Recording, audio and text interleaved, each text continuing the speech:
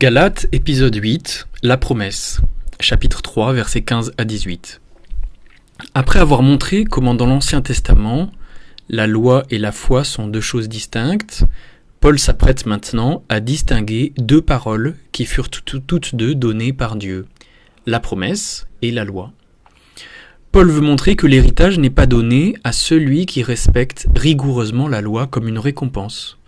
Plutôt qu'une récompense, l'héritage promis est une grâce de Dieu. L'ordre compte. La loi fut donnée, certes, mais la promesse fut donnée 400 ans avant la loi. Abraham n'avait rien fait pour mériter cette promesse, sinon croire en Dieu. C'était donc une promesse faite gratuitement à Abraham. Dieu a ensuite confirmé cette promesse. Il est donc impossible que Dieu mente. Car si l'héritage venait de la loi annulerait la promesse et Dieu aurait menti en faisant la promesse. Paul dit que Dieu n'annule pas son testament. Ici, Paul donne à la promesse faite à Abraham une valeur particulière en utilisant ce mot testament. Ce n'était pas une simple parole. Le mot testament a un sens juridique et peut vouloir dire aussi en hébreu contrat ou encore une alliance. Il est donc impossible que Dieu annule une telle disposition parce qu'il l'a confirmé plusieurs fois à Abraham, faisant de cette parole non pas une simple parole, mais un testament, un contrat ou une alliance.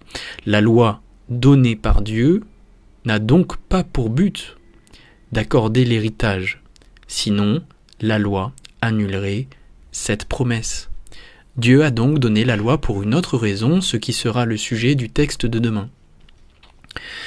Paul ajoute encore, en Genèse 13, verset 14, Dieu fait cette promesse. Tout le pays que tu vois, je le donnerai à toi et à ta postérité pour toujours. Paul, qui écrit sous l'inspiration de l'Esprit Saint, affirme la chose suivante.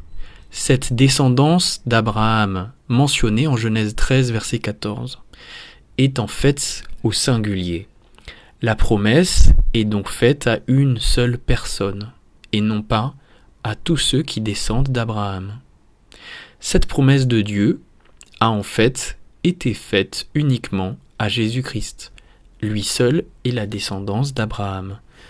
C'est pourquoi, dit-il au verset 29, les non-juifs qui sont en Christ sont, à cause de Christ, la descendance d'Abraham, même s'ils ne sont pas sous la loi.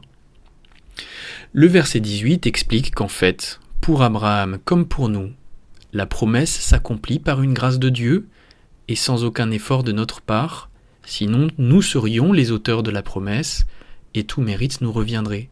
Tandis qu'ici, nous recevons l'héritage promis comme une grâce de Dieu